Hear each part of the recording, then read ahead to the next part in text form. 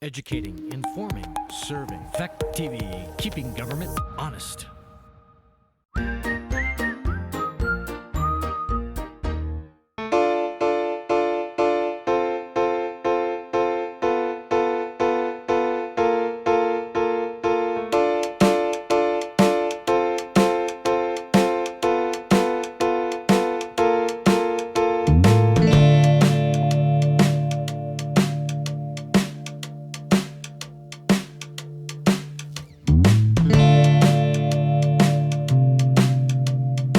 Calling this meeting of the Westminster Select Board to order. Adjustments to the agenda. I'd like a 6F land offer.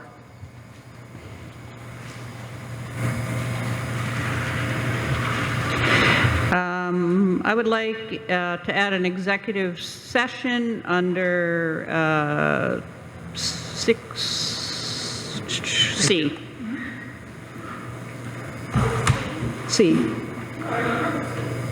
Well, I don't know how you do it, but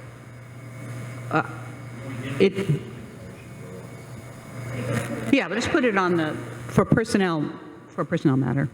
Just stick it in there and we'll have it at the end of the, and also want to remind people who are on Zoom just to come in and state your name if you want to speak, please. Any other adjustments to the agenda? Acceptance of the minutes of the meeting of August 12th. As written. I'll second. Moved and seconded to accept the minutes of the meeting of August 12th as printed. Any discussion?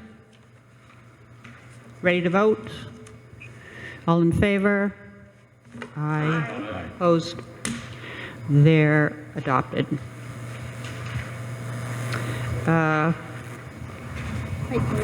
Communications and public comments.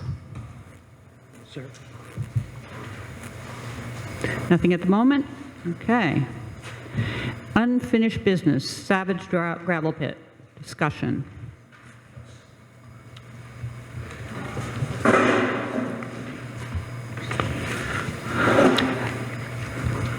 Do you have anything to say about that at the moment, or we have? So we've received all the information, and to the best of our knowledge and best of our ability to look at the data that has been given to us, it looks to be like about a third of the product is missing that we were assuming was going to be available to us. Mm-hmm. So that is a substantial loss. Mm-hmm. And at this point, I'm asking the board to discuss the revenue sources, which will be down because the buildings will need to be demolished sooner. So you're losing revenue coming in, but you've also lost the product, which is what we were after. Mm-hmm. So at this point, I don't want to speak for Chuck. I'm not thinking that this is a best advantage to the town of Westminster. Okay, I'm going to ask Sheldon and Chuck, if you will, and perhaps another member of the public to be anyone who would like to be part of this committee. See if Nate's daughter will do it. Is Nate on Zoom? If he is, I don't know. Ask Nate, and then I wonder if we could get, I know I can make a few phone calls, if I could get one other road commissioner from a nearby town that just got involved with gravel pit, to just take a look at it as a, as advisory committee, come back to the board to see if it's, Russ could be correct, but also is it, what is it worth? Right. Is it worth a lot less, and should we even pursue it? Yeah. Yeah. And make a recommendation to the board, that would be good. Yeah. So I don't want the committee to be too big because we don't want to drag this out for weeks and weeks, but if you had the three here, Sheldon, Russ, and Chuck, and then if Nate was interested in, also he knows what land values are, and then one other person, that'd be only 5 people, and I think that would work, wouldn't it, Russ? Yes, absolutely. Yeah, let me see if I can reach out. We just had a couple of towns nearby that got involved with their own gravel pit, and some of the road crew guys or commissioners worked on purchasing it. Yeah. So we can get somebody to come in with what they went through for permits, what they had, what they think is worth, Yeah. what they paid for it, and all that. Okay. And they Yep. can look at it and might be a good outside source. Yeah. Sheldon, you can take charge of that committee, would you? And Chuck, is that agreeable with you to chime in? Okay, great, thank you.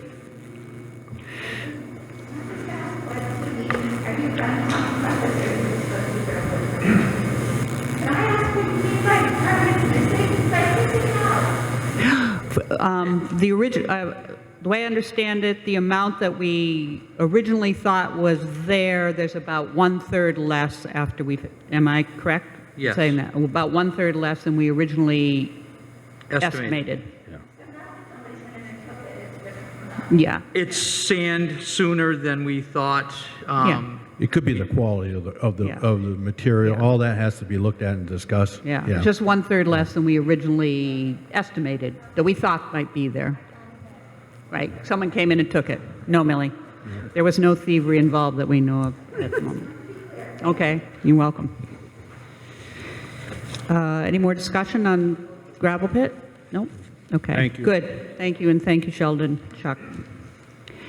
Petition from Kimball Hill Road South, motorized vehicle restrictions. Maybe we can do that with Windmill Hill Road South?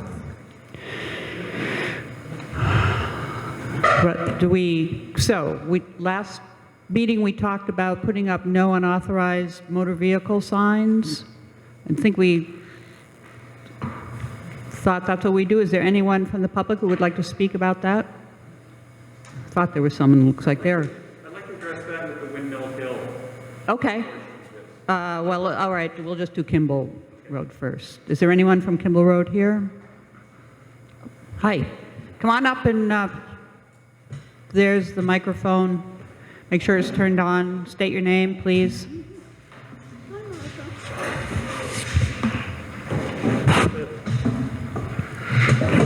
I'm Martha Mitchell. I'm the person who wrote the petition.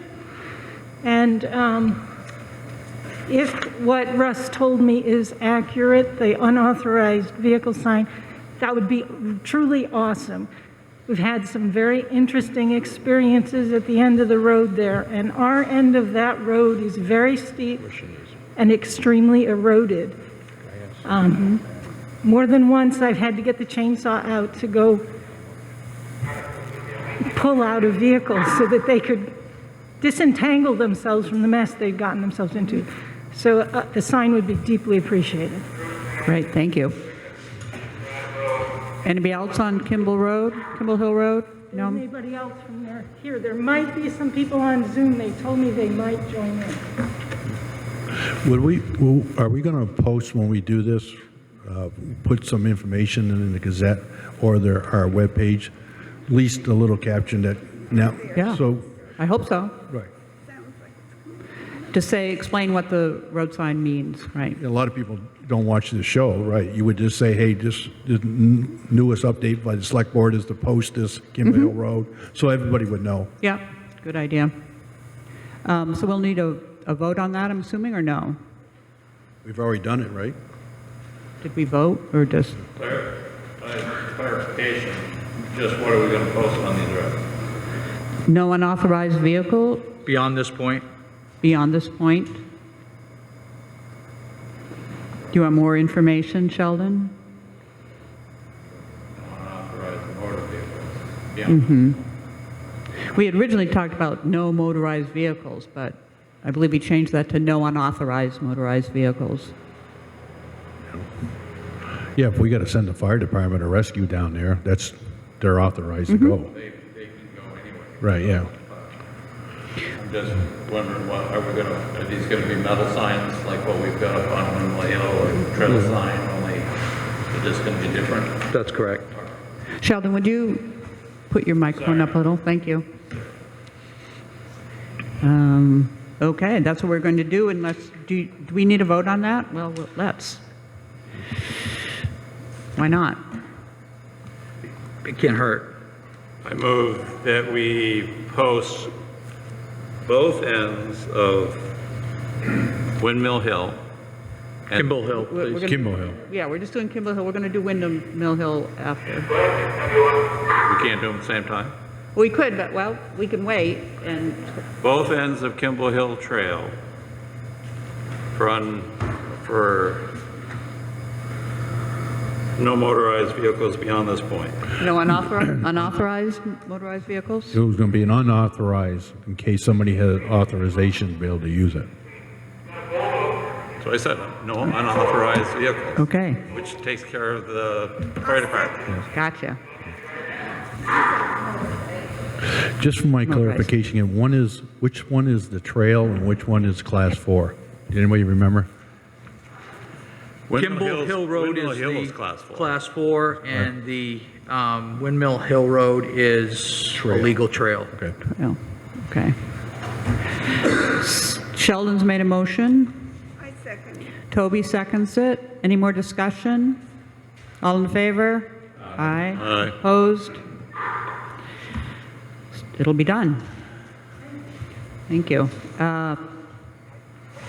Windmill Hill. Hello, I'm Todd Eastman. I live in Windmill Hill Road South, and I've got a few questions for the Select Board. Where are we at in the process currently? And are we following the policy on reclassifying streets and roads? Are we following town policy of notices and notifying people along the roads, stuff like that? We're not actually changing the status of the road or the trail, the way I understand it. Okay, The way it's classified. okay. Yeah. That's what that process is about. Comment on Robbie Feinberg's assertion in the August 12th Select Board meeting that there had been no motorcycle travel on the legal trail since the BDR group removed it from the nationally distributed website and directed riders to an alternative route. The residents on Windmill Hill Road South have noted a large reduction in motorcycle use, but still more than in past years. The assertion would be impossible to make by someone not living in the impacted area. Comment on trail maintenance for dual sport motorcycle riders. If such maintenance was to be performed, it should be done to trail standards commonly used for hiking and bicycling trails. The disturbance to the treadway resulting in upturned and dislodged stones and rocks by motorized users creates a hazard and reduces the usefulness of the trail for non-motorized users. Next, discussion about instituting a no unauthorized motorized use policy with signage and permits. Is this something that is being considered? Okay, are dual sport dirt bikes permitted but not ATVs or four-wheel drive trucks? Well, Are Motorized only vehicles. Town of Westminster residents allowed to purchase the permits? I think we talked about permits, but we did not agree to a permit system. I think the idea is that we would put up the sign to see what that would do to the traffic, the unwanted traffic through it. But Your microphone, please, Toby. it is on. Oh, yeah. I have a question about, so the word authorized is there, which I presume means that authorization can be given. So that's the only reason that word would be in there. So you say we were not considering that. When we discussed that, we didn't because there was a club in here. What we discussed was they would have to come back to us, whoever wanted to be authorized, and it would be up to the select board to give that. Well, okay, so we are going to have consideration of people that want to get authorized. Which is sort of different from a permit system, but yeah, I guess. Yes. but we haven't decided what that's going to be beyond people could come to the town and say, can we go on this road, trail? Well, my question, will permits, because essentially you are creating a permit to have an authorization. Will permits be, and a continual updated roster of permittees be maintained by the Westminster Town Clerk's office? Oh, so that'll be done. Okay. No, I'm just saying, yes, I hear you. Yeah.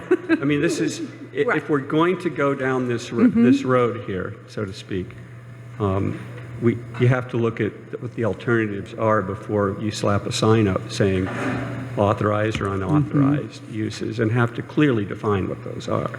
So this will be, require a lot more work and discussion. I would think it Yeah. would be fair to do that. Ultimately, will the Select Board address the concerns of the residents, petitioners, at both ends of this Town of Westminster legal trail? Noise and resource damages are the issues. So is the larger community, are we going to be heard in this if we ask for no motorized versus the interest of someone who's not living in the area? So what you're saying is, I'm not quite sure I understand you. So you're saying your interests are the ones, the rest of the residents, their interests shouldn't be taken into account? Well, the question is, the impacted people are the people at the ends of the roads. Are their concerns going to be addressed? They are being addressed, but Right. what will that look like, and will it address their needs in the long term? Will they be able to come back and say it is working or isn't working, depending on that? I would assume they can. Yes, I'm assuming that, yeah, we have heard them. They've been here. We want to see what happens. I mean, so we can do one of several things, I guess. We can just table it and not do it. What's that? Go ahead, I Greg. would say when we do this tonight, and then they do have some time to agree what we just passed to come back in. But I think, listen to the gentleman who was here last week, it was more of a group that they were willing to take care of the trail. And I guess I was envisioning that they would, one, contact all the neighbors. Let's just say it was a group of bikers. They would contact all the neighbors to tell them what they want to do, get permission from all the neighbors before, as a select person, we would approve it.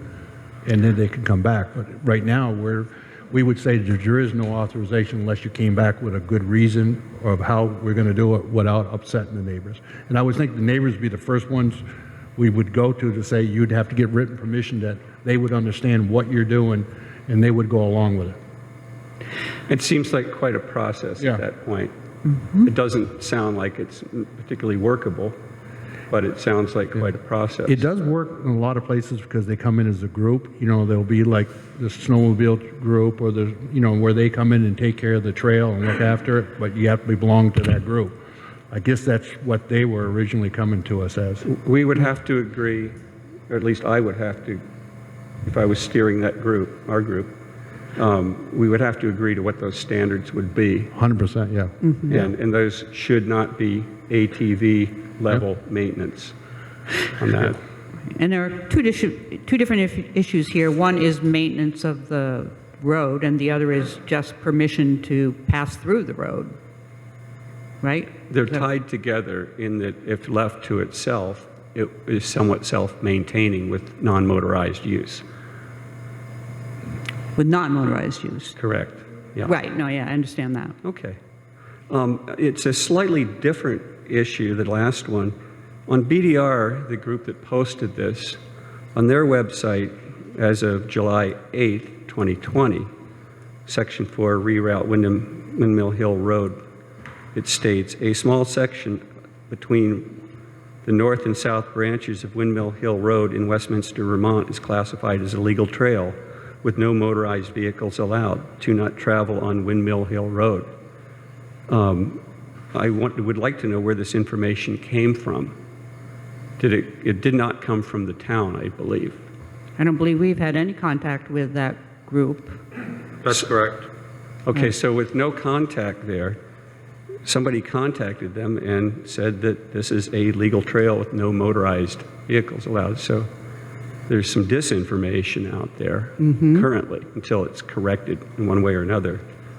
So now my next and last note is no one in the town has apparently said this. So, Well, I said at the meeting that, because I'd visited both ends of Windmill Hill. yeah, And it is marked very clearly with a metal sign, though the metal sign really should be redone, where town stops its maintenance on both ends of the road.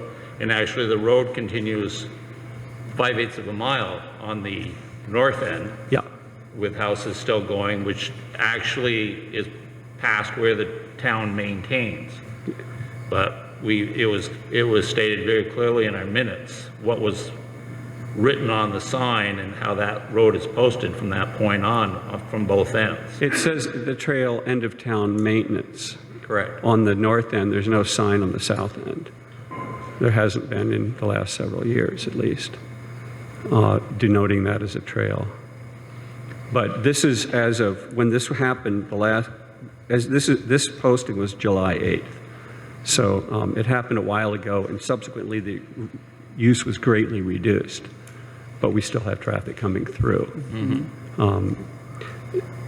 What I'm wondering about is the clarity of the message in terms of organized tour groups being able to travel on that road, be able to post something on the internet that just draws people through.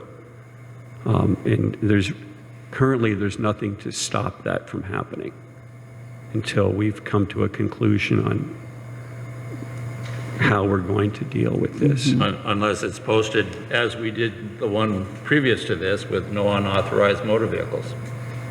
Is that what it said on that sign? I don't believe it's. That's what we just did prior to Kimball Hill Trail we just finished. Yes. And that's what we've done with that one. And Yes. that could be what we do with Windmill Hill. Very There's possibly. no unauthorized motorized vehicles Okay. allowed beyond this point. Yep. Which basically covers all the houses that are already there, 5/10 of a mile beyond on the north end of it, and on the south end of it where the town stops maintenance. Yep. Okay. That covers everybody that lives there, covers everybody that's got land on that road. Yep. You can still use it, to go in and out to your houses and so forth, but Yep. basically that section of road may or may not be, depending on how we vote. Yep. Okay. Those are my comments, and my questions were answered. Thank you. Thank you.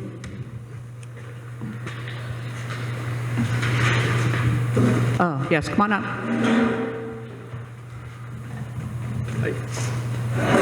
Hi, Philip Hamilton. Me and my husband live at the very end of Windmill Hill Road South, and we like the idea of the sign. And just to give you a sense of specifically what our issues are, people literally stop right in front of our house. Some of the motorcycles go up, sort of reconnoiter. Their engines are running, they're talking back and forth to each other, and then sometimes more of them go up, and then they stop about 100 yards up the trail and spend 15, 20 minutes. So it's definitely disruptive. And we also maintain the road, which is part of it is our driveway, so we have to maintain that. It's a very straight section of driveway, and so during the rains, the water comes down and washes out our driveway. So when it comes to having people suggest that they will maintain the trail if we have authorized users, for us, maintaining the trail means we actually go up the trail and we build switchbacks to divert all the water that's coming straight down the hill and so it goes into the woods so that the bulk of it isn't coming straight down our driveway. So what trail maintenance means to us versus to someone else is pretty different. So we just want that information in there. I think that's it. And we have had one, last weekend we had a group of 3 or 4 come up, all with their saddlebags and stuff. And I think the BDR people took it off their website, but I think some people downloaded the map ahead of time, and some people are using downloaded maps. So Yeah. I'm hopeful that that will continue to trail off. Thank you. Yeah. We also, oh, did you want to? Yeah, I want to say. Okay. Sure. Yeah, my name's Timothy Allen. I live at the end of the road. And, you know, that we've always had a little bit of motor traffic going along there. Like our neighbor who lives at the other end, Zach Weinberg, often drives his truck across because it's quicker to get into Putney that way. And we have no problem with that. I mean, there's been occasional motor vehicle traffic, but it was only with the BDR when they put this route on their maps that things started to kind of get ramped up and, you know, additional use and noise. And so at this point, it almost seems like a non-issue given that they've taken it off their maps. But I think having a sign that says, you know, authorized vehicles only would be a bit of a deterrent for people who aren't familiar with the area and don't know that, you know, I think I am happy with local people still using it for, you know, for occasional use, but Well, that's our hope. when I you think, start to so. get, when it starts to be a racetrack like it's been, Yeah. you know, people who don't know the neighborhood or, you know the neighbors, it feels like a different situation. So I think that the signs might be helpful. Thank you. Yeah. We also have a letter. I'm not going to read the whole thing, but it is from M. Richards. We'll put it on public record, but essentially she talks about Windmill. She lives on Windmill Hill Road South, and essentially says the signage proposal, no unauthorized vehicles, with the understanding seems to be a creative compromise that I could live with. It might work very well to work to eliminate further incursion into the trail, etc. Should the select board accept this no unauthorized vehicles proposal, I would certainly want to further discuss the local biker club's office to maintain the trail and hopefully establish a long-term commitment for regular maintenance. So, would also trust that the local riders do not increase their level of use just because they might be authorized to traverse the trail. So, but the full letter will be in the record. So. What's your pleasure?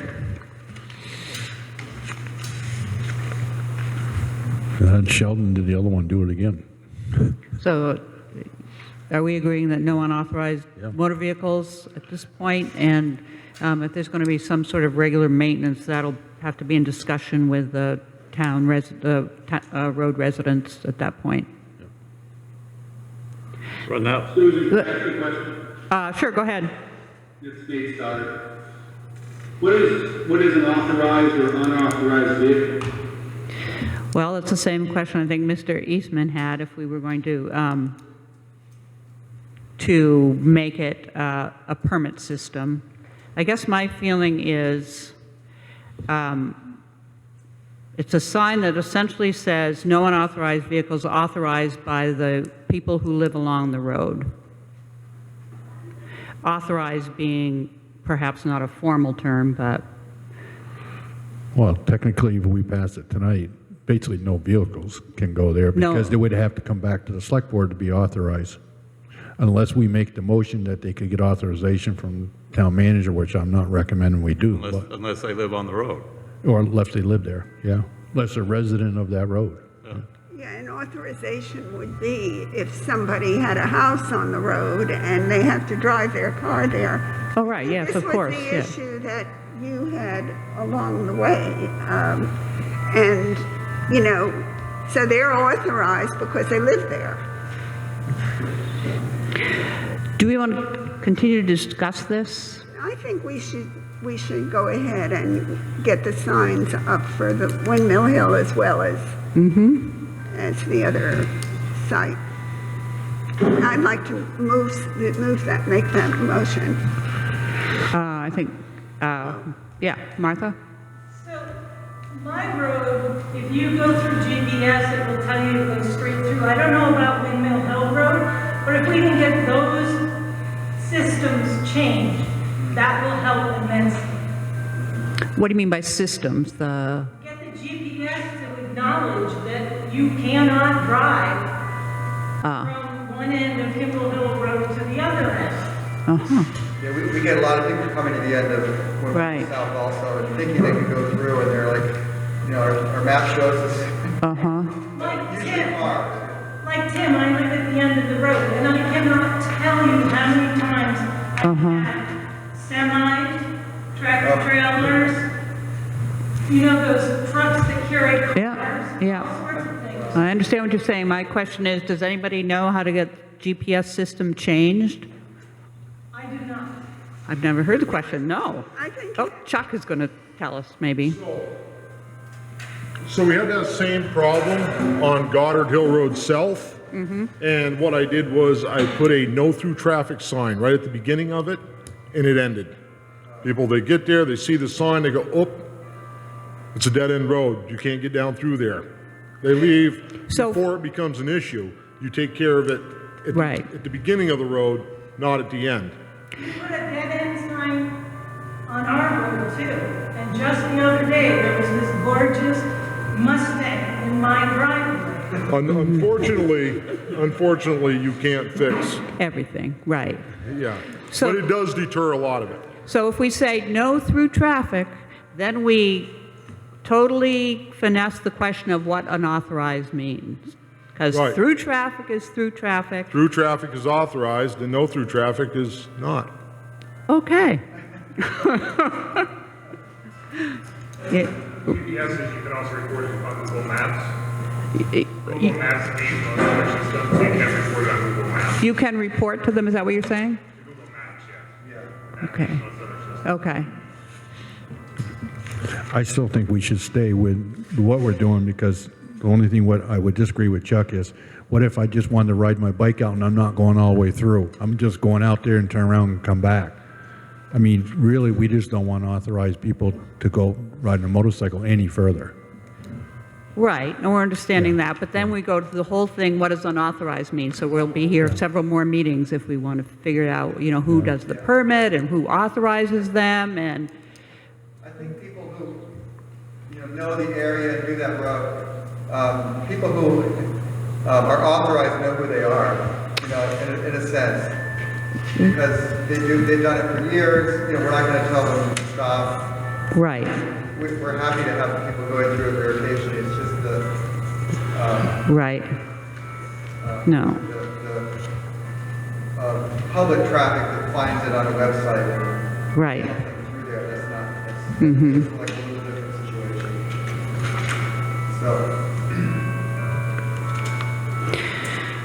This is not the done deal. This is a work in progress. If the signs work, then we're done with the subject. Right. But if it doesn't, they always can come back and tell us that No, I this is understand not that. working. I'm just now thinking of the no through traffic versus the no unauthorized vehicle. I feel, I'd like to see the same sign that the other road Okay. is getting. Ms. Nothing Easton, is posted a no through traffic sign on Windmill Hill Road at the base of where they maintain. It's clear as can be. yeah, Had Russ post a dead end sign further up our road. yeah, I mean, it, And I was suggesting that in conjunction with, yeah. not as a replacement, but in conjunction with what you're doing. yeah. Right, so you're saying what, no unauthorized motorized vehicles and no through? At the beginning of the road, no through traffic. At the end of the road, no unauthorized motor vehicles. Yes. That's all I was saying. Yeah, Okay? several levels of deterrent. No, right. Several kinds of no there. Okay? I agree. Do you want to make that motion? I make that motion. The motion has been made to post, 4 signs, would it be 4 signs on each end? Where- No unauthorized motorized, Chuck, 2 on each end. 2 on each end, right, right, 2 on each end. One on each end. Well, one of each on each end. Two sides. Now, semantics, Yes, no unauthorized or authorized only. oh, no unauthorized. Now you're getting the sign too wordy. Yeah, no unauthorized vehicles beyond this point. Yeah, you already have the sign made up, probably. That's my motion. Wait, you're confusing Millie, and she's not the only one.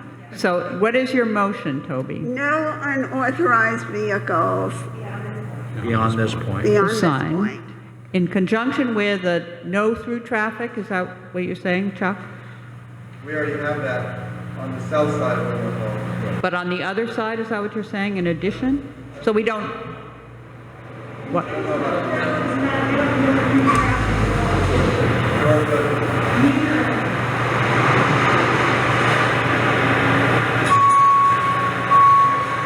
Let's take a little intermission here for a minute.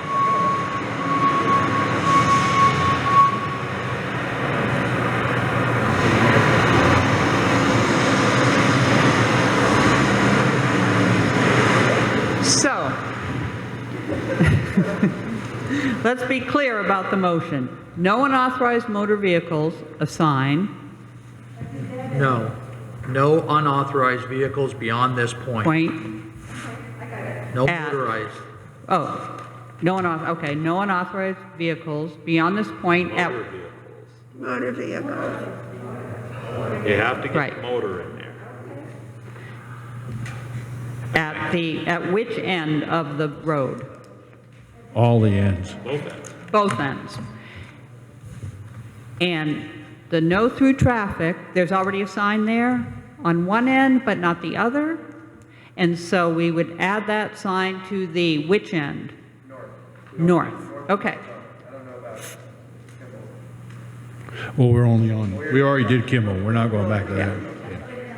So there are three new signs. No unauthorized motorized vehicles beyond this point, one at each end, meaning, and then no through traffic at the north end. Is that Toby's motion? Yes. Kevin seconded it. Do we want more discussion? Well, let's vote. All in favor? Aye. Opposed? Got it. Okay. It might be worthwhile putting no through traffic signs on Kimball Hill Road, at least the south end. So the north end comes off of Hartley Hills. It's not such a heavily used place. There's also the problem with the south end that the road from Route 5 to the elementary school in Putney is also called Kimball Hill Road.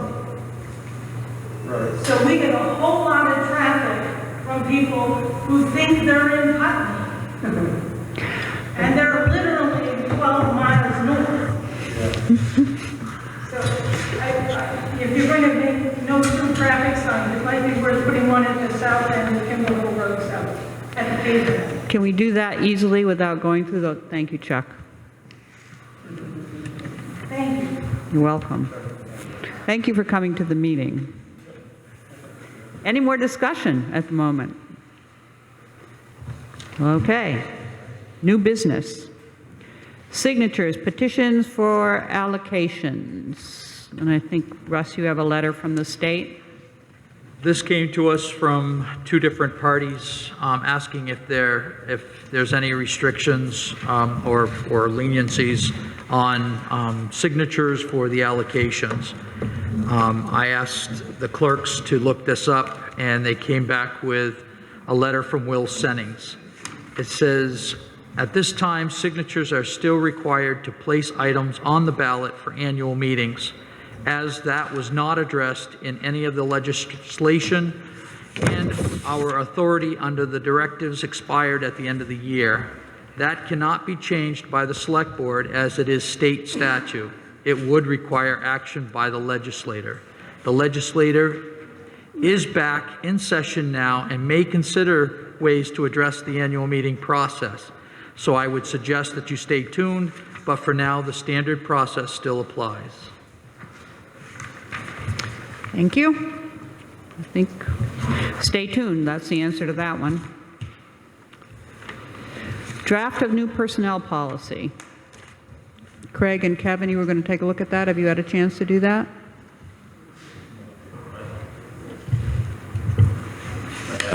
I have, Madam Chair, to a degree. in context to where it stands now, it seems pretty comprehensive to me. As with any update or review, certain changes could be made. One of the things I observed, and again, it's an observation as a taxpayer, there is a extensive discussion, Madam Chair, over conduct. And on Section 404, employee conduct, which I think is still devoid, given that we're in 2020, there is a large section on, obviously, sexual harassment, persons who are covered. But the construct pretty much across the board in the contemporary world, especially in private industry, is employee conduct falls under a rubric known as a hostile work environment.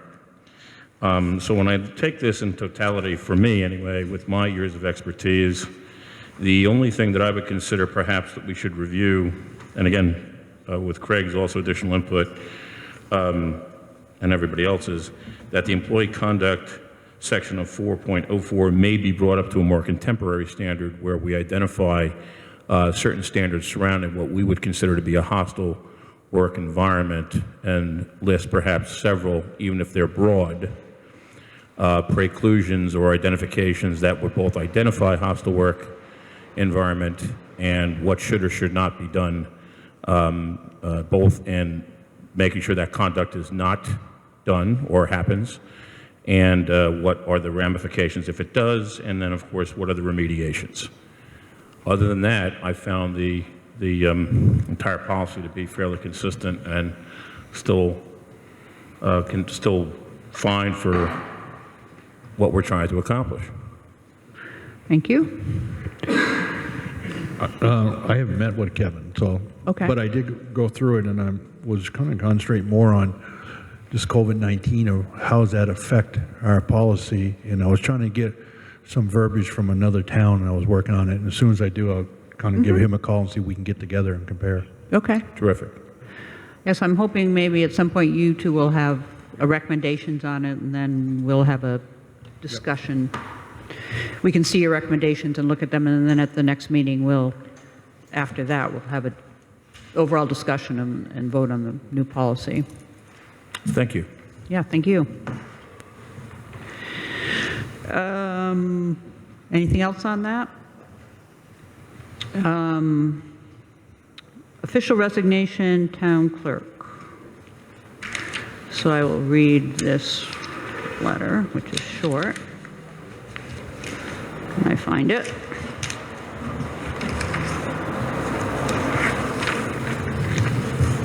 It's here. If someone finds it first, they can give it to me. Oh, wait, I have it. Okay. This is dated August 26th to the Westminster Select Board from Allison Bigwood. Please accept this letter as my official resignation as Westminster Town Clerk and Assistant Treasurer. Hope you will consider the option I have given you per statute T24 1171-963. Thank you, Allison Bigwood. And I think I know the option she's referring to is that things would continue as they are, but the titles would be changed. Ally would have the title of Assistant Town Clerk, and Patty would have the title of Town Clerk. And according to Ally's request, nothing else would change. Ally hasn't not had a discussion with us about exactly what that means, and she's not at the meeting, but anyway, that's that. So. However, per state statute that we also have, we have to post the vacancy anyway. Right, we'll be posting the vacancy, and I think one discussion, and maybe we should have the discussion now, well, let's have this discussion now. Do we want to, with that notice, also post a advertisement for a new town clerk, interim town clerk, until the next? There's two different, like we were talking about, there's two positions. The assistant town treasurer has nothing to do with us. That is a position that's hired by Paul. So if she turns in, we don't have to accept her or deny it because Paul can still keep paying her or not pay her. The town clerk is our official one that she'd have to resign, that we would have to accept and immediately advertise for a new town clerk, but we wouldn't be advertising for assistant town treasurer No, because we didn't hire him, Paul did. right, and we don't use, Yeah. I mean, Right. I just think that's why we should have a motion to go into executive session to discuss that and come out with a result of what we're going to do. right, oh, I definitely we're going to do that, but I just wanted to, I mean, Could you just clarify why that would be done in executive session? I mean, is this a policy that we're going to talk about? Basically, if we were going to accept it, which if we accept it and we go out and hire somebody, that's one thing. That don't need to go into executive session. The session is that they're basically asked to be employed as a different position but doing the same job. I think pay-wise and benefit-wise, we need to go in and discuss that. Okay, Come out. okay. Right. Okay? yeah. Yes. I mean, as of, what is today, the 26th? Right. Yes. As of today, Ally is no longer the town clerk. She's resigned, and she's no longer, because she's no longer resident of the town, Right. essentially. Well, So, I mean, the only thing the only reason the time between now and March is very, very short, basically. And there's going to be an election then. And no matter who we have, there's going to be an election. I think the putting out a thing that says we're looking, to hire a new town clerk is a good idea because that person might want to run then and, would have some knowledge. I would agree with that. I just, and if all we're going to do now is decide what the pay rate is going to be, I just respect that executive sessions, are important and they are used, as little as possible. no, I agree with that. I guess the question we're going to discuss is who we're going to appoint as interim town clerk, which we have to do. Who are we going to appoint as interim town clerk, which is, to me, is a personnel matter. And the other thing is we have to decide where we're going to advertise. What is this job? How we're advertising it is just a town clerk, or could, if we went to Paul and Paul says advertise for assistant treasurer too, make it the same job. That's another choice. You know what I'm saying? Yeah, but that's not necessary to be done in executive session. Right. But as how the person that's asking for that job, what are we paying? And I'm a little confused because they'd be still doing both jobs. I don't know that. That's why I'm trying to decide on what the benefits would be and everything else on it and how Right. long. I mean, Well, how long is this? So we would need to discuss that and come back and say yes, and this would expire a certain date or what, to be fair to them too. Right. And be fair to Patty. Is she going to get more money or not? I mean, that's things that are kind of personal that we should be discussing and come out with, and we're not going to disclose it. We just need to chat about it and come out and say this is what we want to do. And Right. we'll disclose it when we come out. It's a personnel matter who we're going to appoint the interim town clerk. Would you agree with that? That's not, We don't have more than one person at this point that's asking to be the interim town clerk. No, well, could No, be. but we have to post the vacancy regardless. Yes, And then, and that. Right. and then Patty can apply for that vacancy. We can't just, We don't have to apply, we don't have to appoint someone their interim town clerk just because only one person asked and we're going to appoint that person. We have discussion, do we want to appoint that person as interim Well, town I clerk? think we're lucky that, in a sense, that the discussion has gone on and that they've offered a way to deal with it. Whether we want to accept it, Is a matter for executive session. That's what I would say. Because then it becomes a personnel matter, not a position, not a discussion of the position. You're discussing who we're going to appoint to the position. but to follow with Toby, and I will somewhat agree with her, until we post until we post it and find out whether Patty's going to apply for it or not, we really have no reason to go into executive session because we have nothing to talk about at that point in time. What makes you say that she has to apply for it? It Because says, right, you've got a legal document from your attorney that it didn't says say so. that, no, it didn't say that she would take the work, the duties of it. It didn't say that she become the town clerk. It would just says that the assistant town clerk would assume the duties. That doesn't mean we turn around and give her that title. She Well, just, he's not asking could for continue. it either. We don't know. We have we don't no know. word. Patty's not here either. We didn't know, that's what we're discussing. Yeah, but she's written to us and she's told us. Not Patty. Oh, really? Where is that? Where's that? Do you have a letter? But I still think at that point we should still, it should be a personnel. Oh, no, this is something different. Right. So what you're saying, Sheldon, is we don't need to appoint anyone. We just, Patty continues as the assistant town clerk, doing the duties of the town clerk, and then we advertise someone, and essentially we just do with. Well, I was reading what your attorney sent us Yes. fairly Yeah. carefully. Right. And that's, it's pretty cut and dried that we have to put this position out there. Right. We have to say that there's this vacancy. Within 10 days, we have to announce that there's a vacancy. Correct. We don't have to, at that point, advertise for applicants.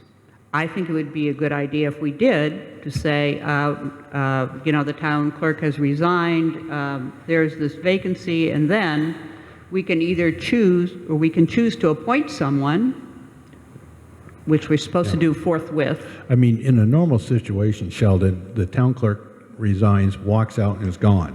That's what the attorney's saying. Then at that point, your assistant town clerk takes over the duties but in this case, that town clerk is asking to continue on and be employed here.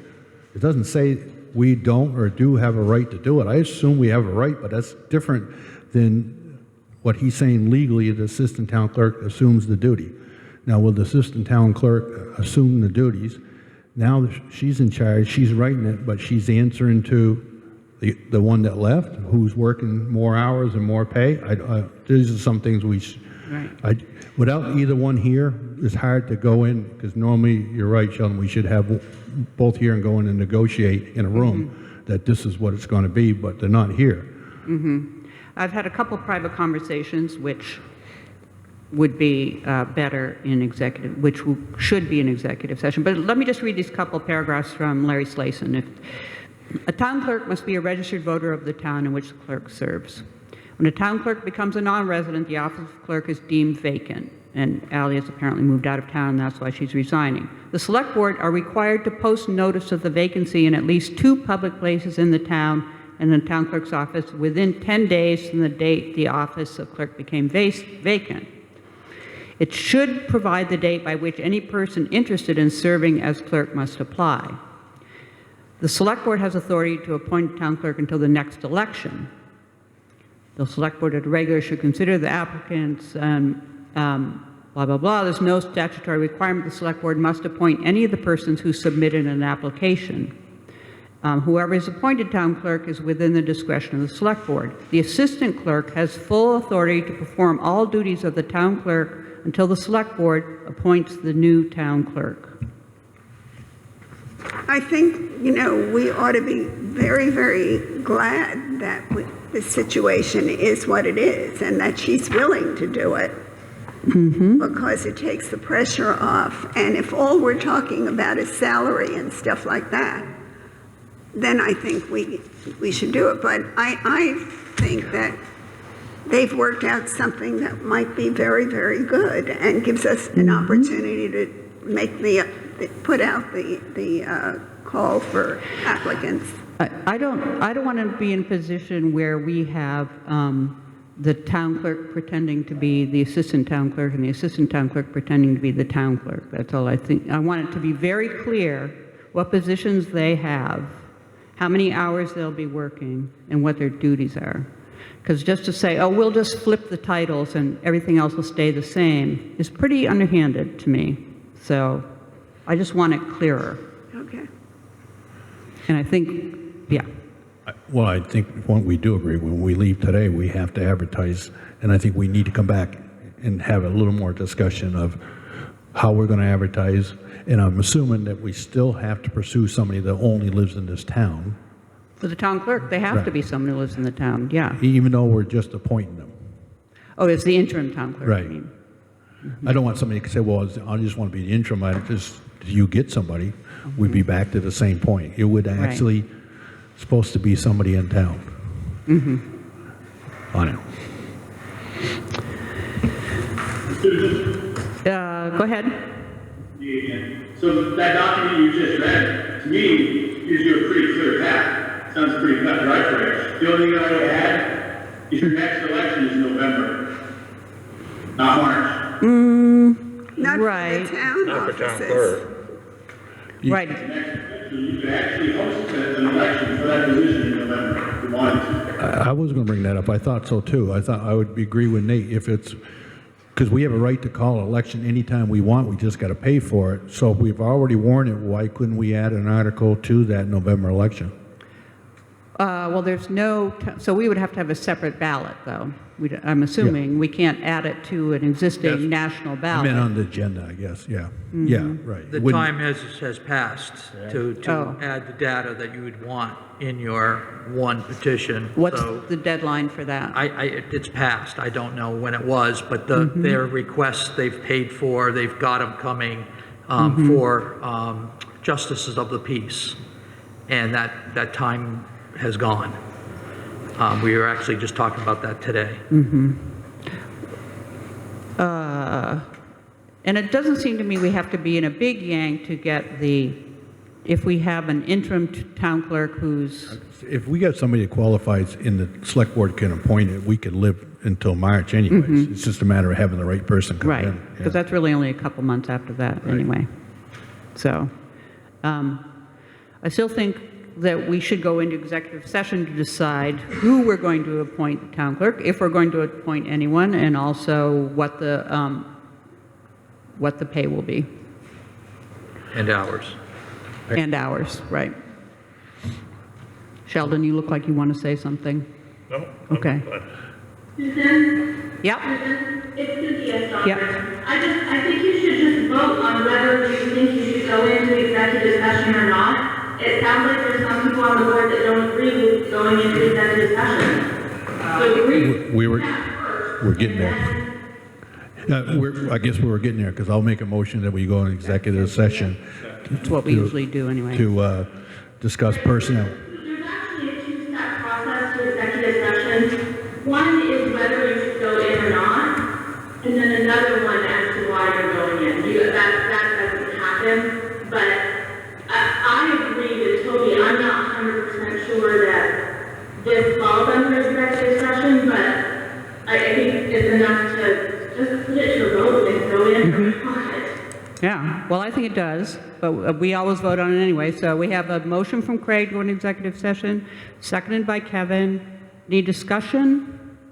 All in favor of going into executive session on this personnel matter, say... Could we add to that? Yeah. Could you add the reason we're going into the executive To session? discuss the personnel matter where confidential pay and benefits are going to be discussed. Okay, good. Good? Yep. All in favor, say aye. Aye. Opposed? We're going to executive session at the end of the meeting, before the adjournment. All right, so now I've lost okay. Can we go back to how we're going to advertise that, though? I mean, whose duty is it? The town manager? Is it chairman? Who's going to do the actual ad for that? I think the select board will decide. The select board decides what requirements we want to advertise for. So if we're going to agree, we're going to have to advertise. Should we agree tonight on what the date will be where we cut it off so that we send it out and where we send it out? I 10 days.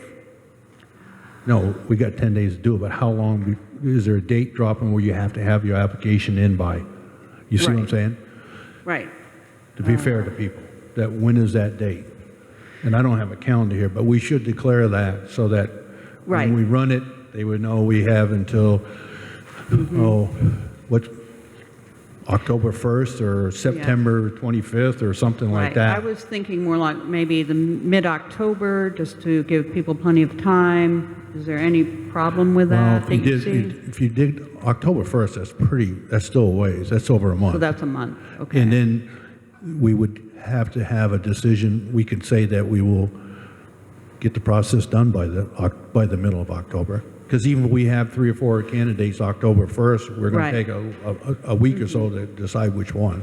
Yeah, and it's going to take us a couple days to draw up the advertisement Right. qualifications that we want. We have 10 days if we're going to do it with the vacancies, so.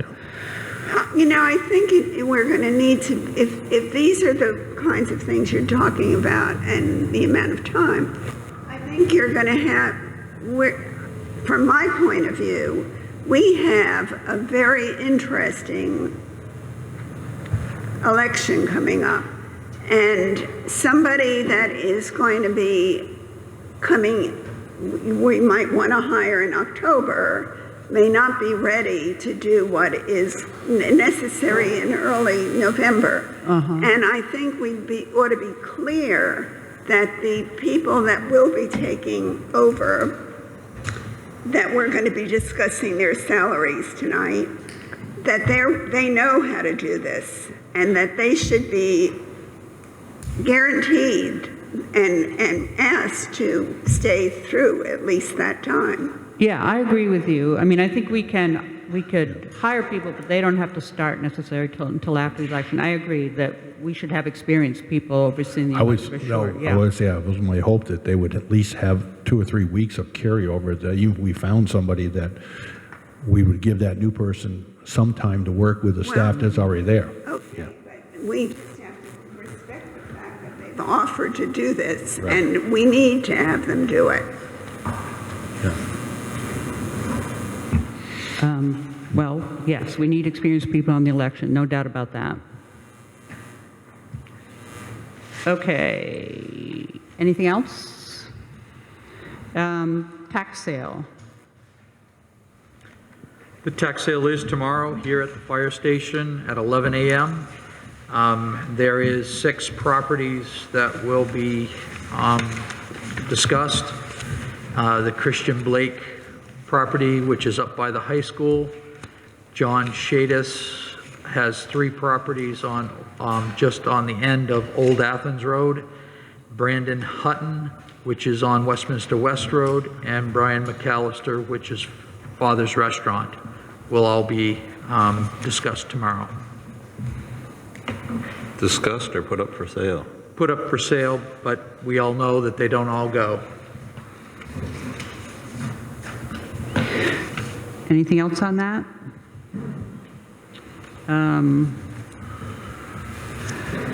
COVID-19 municipal grant opportunity. We are working on it. We have found that the FEMA has a minimum, and that's helping us. It's $3,300, and we are just underneath that, so we do not have to apply there. We apply just to the LGER grant, and we are in the process of doing that. The deadline is September 4th. We're working with Wyndham Regional to make sure that all the expenses are in, and we'll go from there.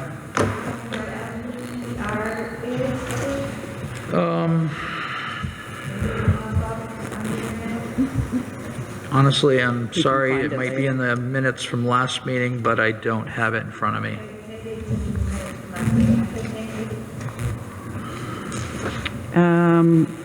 Land offer. In your packet, you have a gentleman that is interested in the property. He is offering $18,000 for the 19.1 acres off of Pine Banks Road. He also responded today and asked if you do not accept this offer, will there be a counter offer, and will he have first dibs on it? We have already turned down a $20,000 offer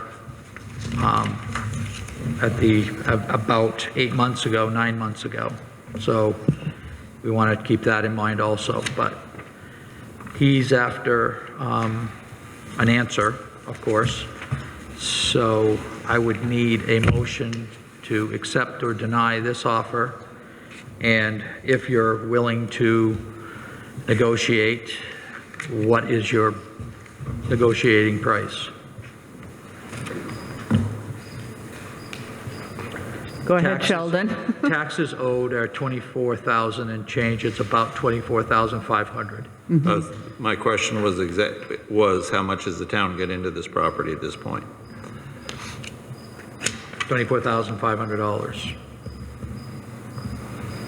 Okay.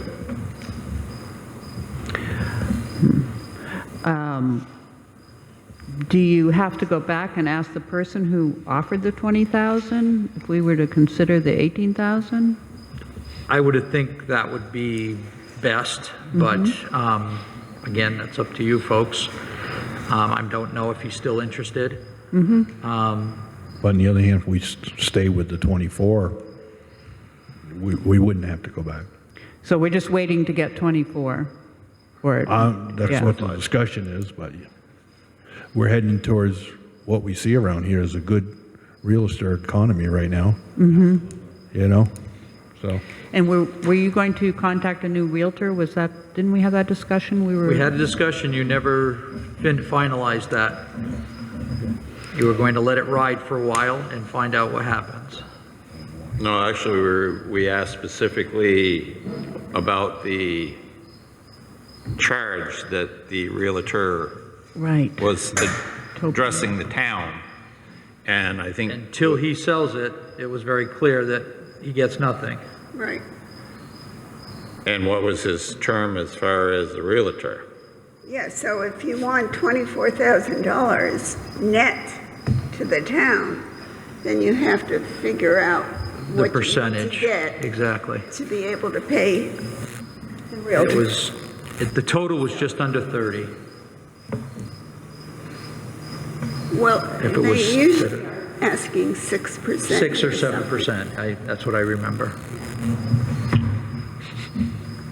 So let me ask you this, 'cause like this one here, he didn't offer it to the realtor, he offered it to us. But if we still under contract, we have to honor the realtor. But how much longer are we under contract with this realtor? We're not under contract right now. So if this person offered us this The money. town, then we are Okay, obligated. I just want to make sure we're not, Oh, if it's without the realtor, yeah. right. Because now, why would we pay realtor? Right. The realtor didn't come and offer it us, this person did. Right. I don't know. I'm for staying, we got this far into it, I'm for staying to what we can get out of it, you know, what we owe. We never want. Well, considering we're not supposed to make any money on this, excuse me for interrupting, if we took 18,000, added 6%, which would be the real estate commission, what's the figure? 1,500 on 24,000. roughly. So our counter offered, so that's a bargaining chip basically to get to our 24.5 and see if he wants to, in other words, because at this point we don't have a realtor involved in it. So the 6%. I mean, if we were at 23, yeah, you'd have me thinking about it, but 18's a long ways from 23, you know? I agree. You want to go back and talk to him again, Russ? And We can do that, yes. we don't need a motion, I'm assuming. But no. let's get this thing back on the market again if that falls through. And get a new realtor. Yeah, I was fairly sure that we had Yeah. decided that, but maybe we hadn't. Well, let's be very clear that we want the 24.5 for it, or we want at least what the towns get into it, and let's get it back on the market again if this offer falls through. Agreed? Agreed. I agree. Good idea. I always agree with Sheldon. Never agree with me. Anything else on that? Managers report. Henwood Hill guardrails will be installed next week, the week of the 31st, on, like I said, Henwood Hill. Town Hall will be closed on September 7th for Labor Day. Please remember that the town has the masks from Vermont's cloth face coverings for everyone's program. We have a huge box of them, one per person at this point, and if it doesn't go quickly, then I will be giving out a couple per person. We had an incident the other day with a school bus parked in the town forest. It looked like they had set up shop, so I gave it to the Windham County Sheriff to investigate. They did not find anybody that was home at the time and kind of let it go for a while. This last night I went there and was investigating it, and they've more than set up shop. They've got winter provisions in the bus. They're ready to go for a long stay. There were dead animal carcasses left on the ground where someone had butchered some rabbits and a turkey recently. There is evidence of wood being dragged out of the town forest down the road. And when I was walking around, someone decided to shoot in the woods just above me to let me know that they were there and that I was not welcome walking around there. So today we had two Windham County Sheriff's deputies come with myself to go investigate further, and we found out that the trespasser is a family member of one of the neighbors. So we are now in the process of giving this girl a chance to remove all that stuff and all the debris in a timely manner. What that timely manner is, I don't know yet, but it won't be long. She drove it up in there, she can drive it out of there. Whose bus is it?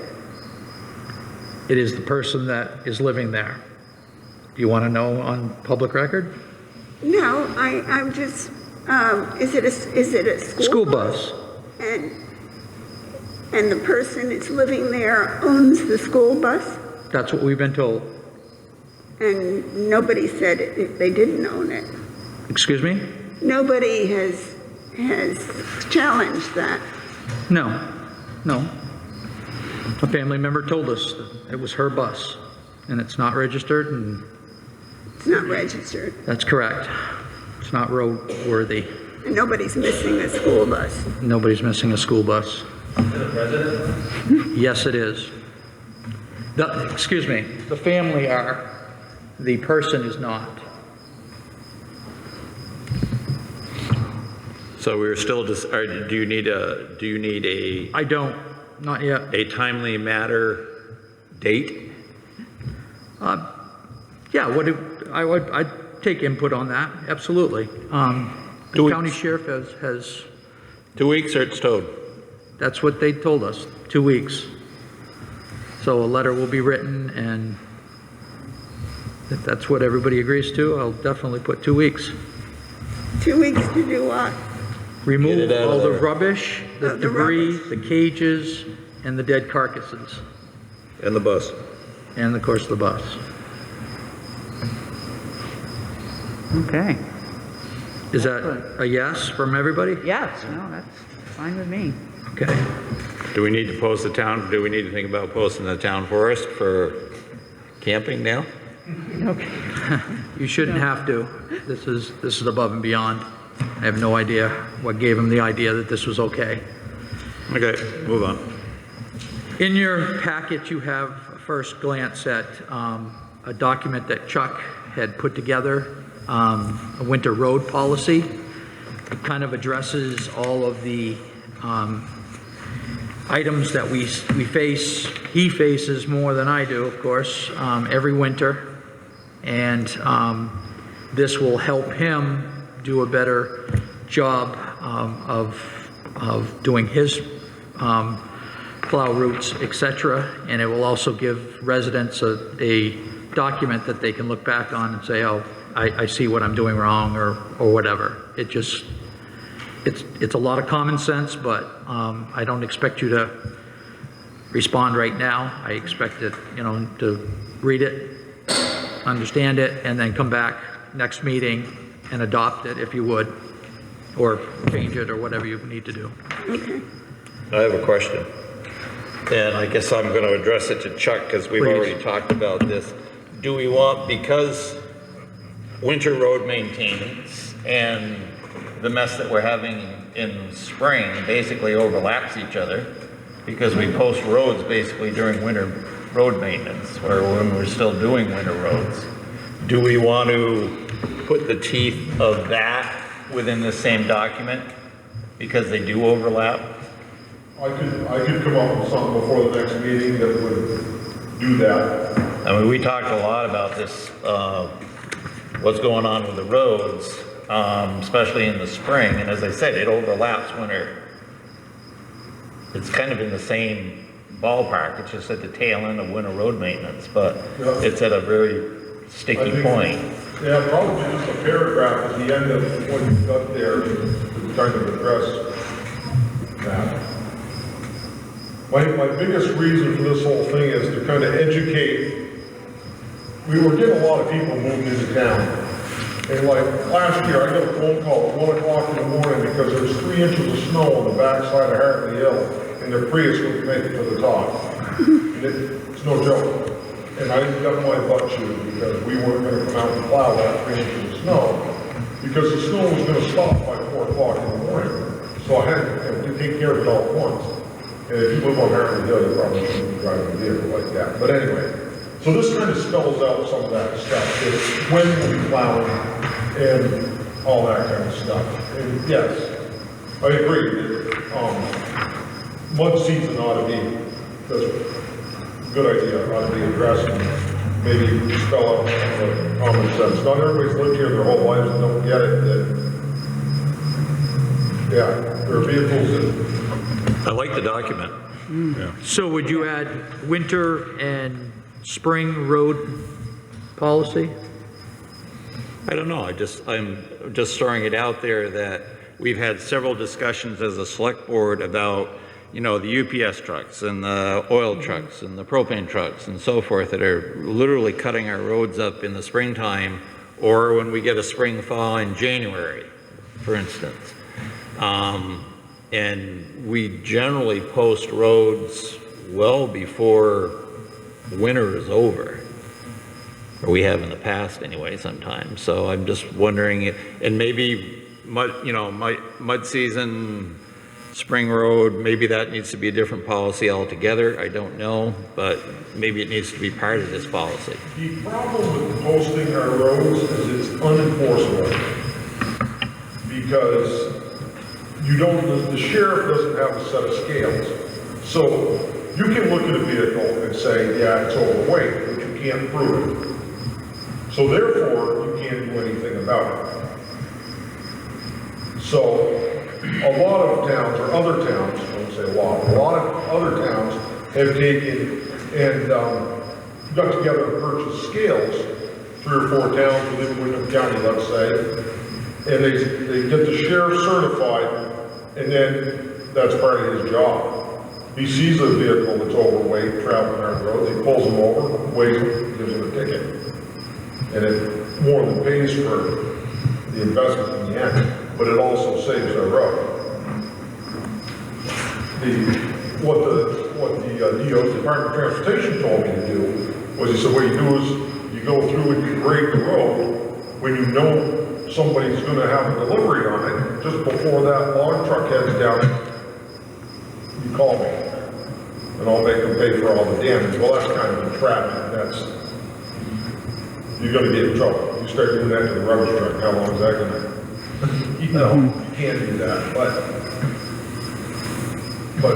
I think posting the roads is a whole different deal with what you're talking about. Okay. Yeah.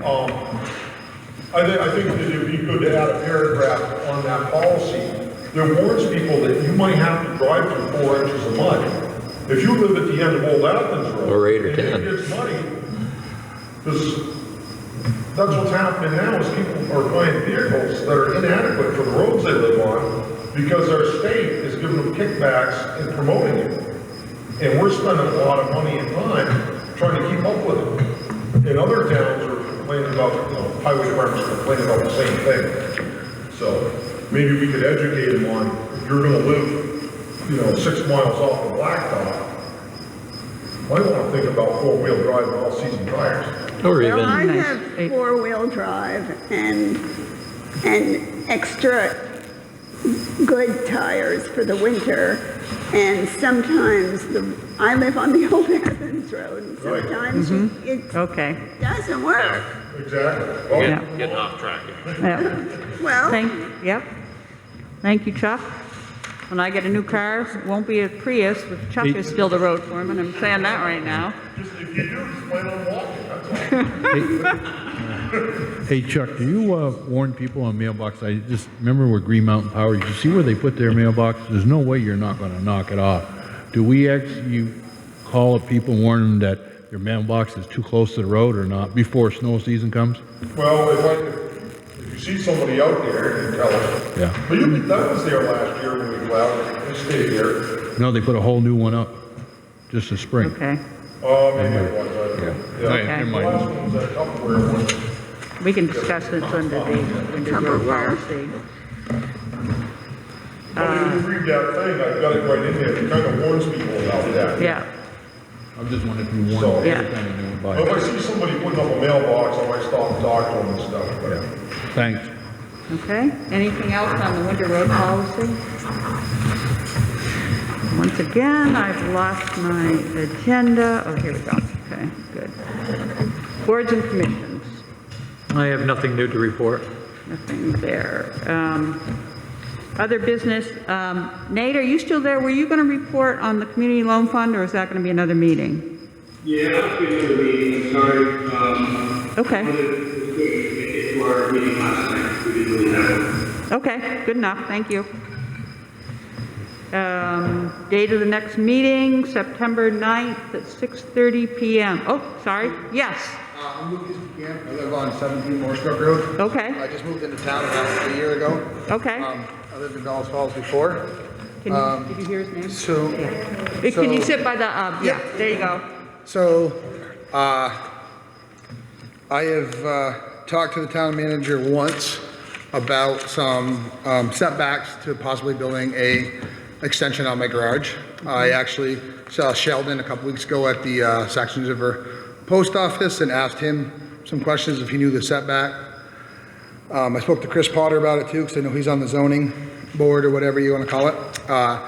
And nobody's given me an answer yet. They said they all look into it, which I understand. Everybody's busy. And then when COVID hit and stuff, when I saw Russ back a while ago, the town hall was shut down. He said stop in sometime. So that time had gone by, and then Chuck was, they were doing some road work, ditching and stuff, and I saw him giving some fill to people and stuff. So I said, hey, when you're up on Morsebrook Road, could I get some fill for my house to fill in the backyard? I want to fill in the big dip, make it level. He said, sure, not a problem. When we're up there, we'll do that for you. I'll get a hold of you, and you can tell us where you like it put. So we did that. Mr. Level pushed it off for me. Now, about a week and a half ago, 8/11, I got this letter from the town of Westminster from Russell H. Hodgkins, town manager, and it says my name, and it says imported fill. Lucas, it has been brought to my attention that a substantial amount of fill has been transported to your new location off Morsebrook Road. I have known about this for quite some time, and he had even spoke to you about this when you were considering a permit for a new garage. Well, a couple of months have gone by, and I haven't seen a permit application from you come across my desk. And it says what I need.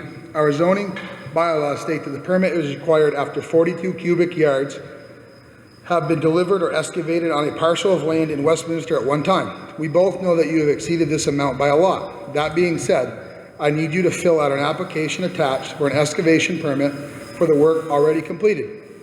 This permit will be $65 at this time. By our bylaws, it should be double that because the work was started before a permit was issued or requested.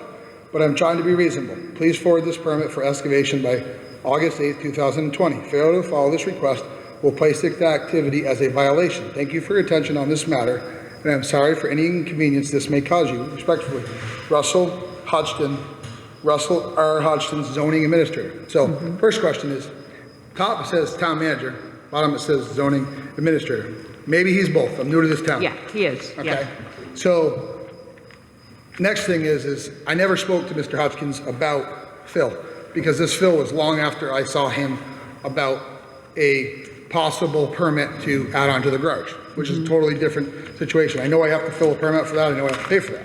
Right. And I will gladly tomorrow go down to the town hall, and I got this application filled out for him, and I will pay the $65 for the fill. Right. My deal is that I was never told about this. I was asked by the road foreman if I would like Phil, that me and numerous people in the town of Westminster have received this year from the town, from ditchings, to fill in whatever hole it may be, or level whatever yard it may be. And as of right now, I've asked many people, I'm the only person who has gotten this letter. So we looked at the bylaws, and it is in the bylaws there. And I would have had no problem with this at the beginning if Chuck had said, hey, the deal is you have to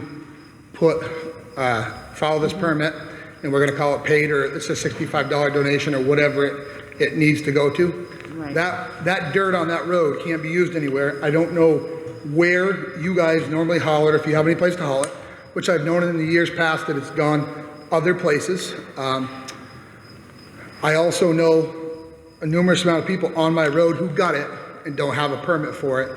So I just feel it's unfair that I'm getting a permit fee for something that nobody else is getting it for. And then to top it off, I hear the rumors that he had to give me this because he had some complaints from some people, and nobody will tell me who it is. So if they're making a formal complaint and that can get me a permit, then that means I'm making a formal complaint against everybody else in Westminster who doesn't have a permit already for Phil to be obligated to pay the same thing. It's not right. Yeah. If they're hauling Phil, it's free. And I'm doing you guys a service by allowing him to dump Phil in my yard, which I'm not filling in any wetland. I'm not doing anything. We put culvert down. We got, everything was okay by then where the culvert comes off. We ripped it. We put 60 feet of culvert in, so any water that comes off your guys' culvert that comes out of Woodstone's property and across the road and basically demolishes my yard will now go across and down into the other wet spot there at the bottom. Right.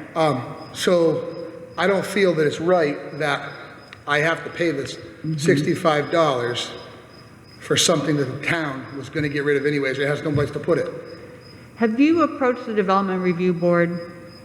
No, but I'm letting you folks know, because you guys are his boss, right, that this letter was sent, and I just feel that it's wrong when there's so many people. I can show you pictures on Facebook of people.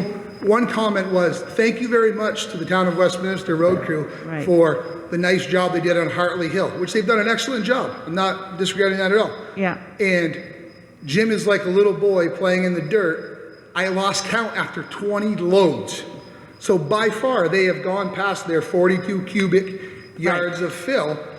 Like I said, I have no problem paying it. I just don't think that it's right. And if he didn't know that that was a thing, and he has worked here at the town of Westminster for 7 years, and they have done that, the old road foreman, which is actually a relative of mine, he gave Phil to all kinds of people.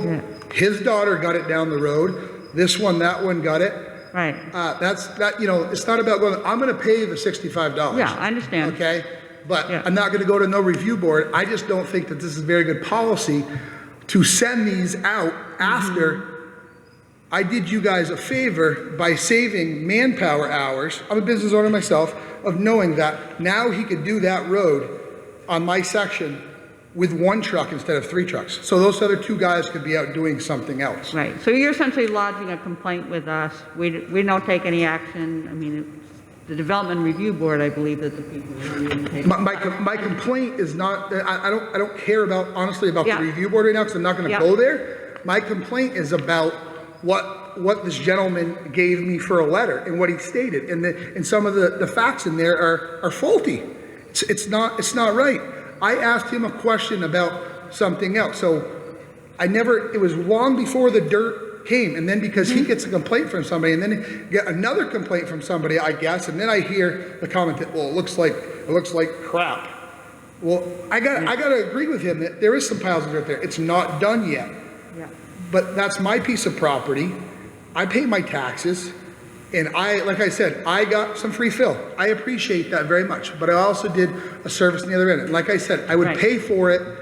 I had no problem paying for it. I'm just stating that Okay. what you did. If you want to have a copy of this letter, I can Yeah, gladly why don't you submit a copy and that send would be you fine. one. Yeah. It's in their packet. Thank you. Okay, so you guys already know about it. I just feel that this is very, very inappropriate after the fact.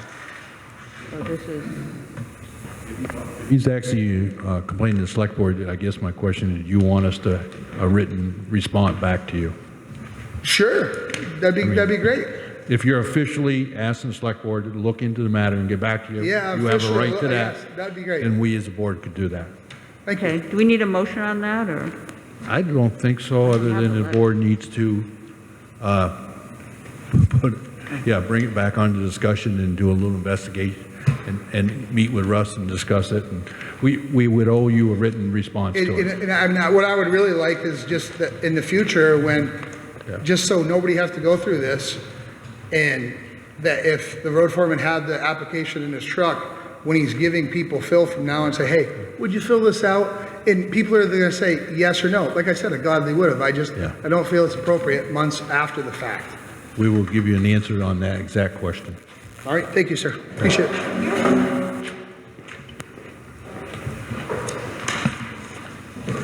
Other business? Any other business?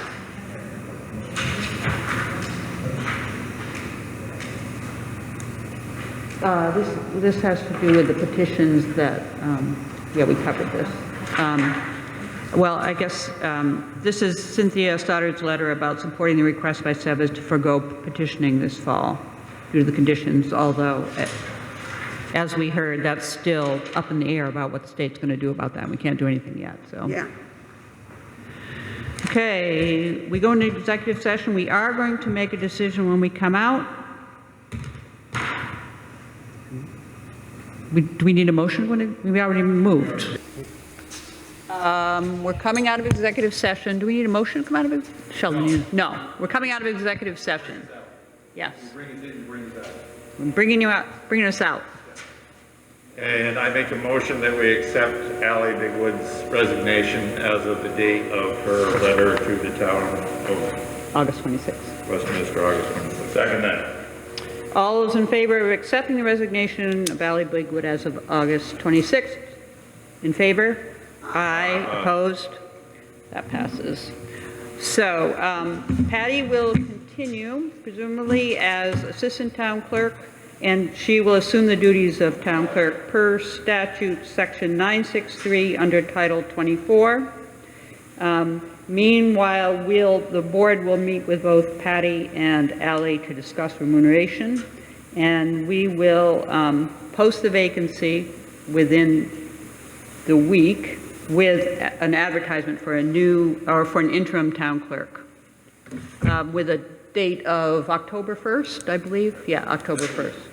Yeah. To get the applications in. Okay. Second. I don't think that needs to be a motion, yeah. That's weird. We don't need that to be a motion. Well, with the crowd here, does the crowd have any questions? Well, we do need a motion to adjourn. I'll make a motion to adjourn. All in favor? Aye. Opposed?